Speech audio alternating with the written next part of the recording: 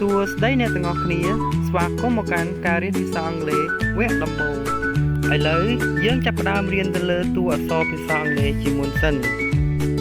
នេះគឺជាអក្សរ B មានសំឡេងថា B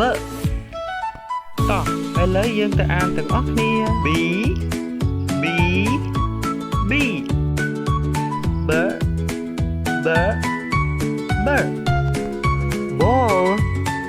ball គឺបាល់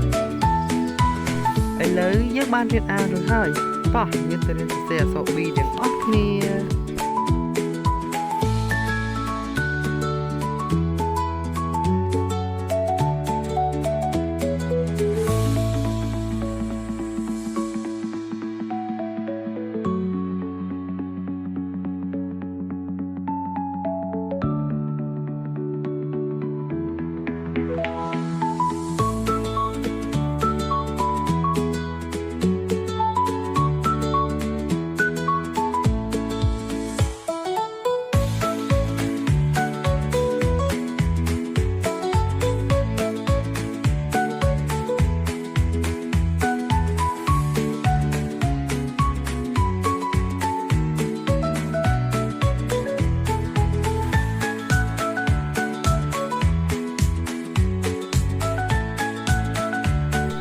សូមអរគុណជួបគ្នានៅវីដេអូបន្តទៀត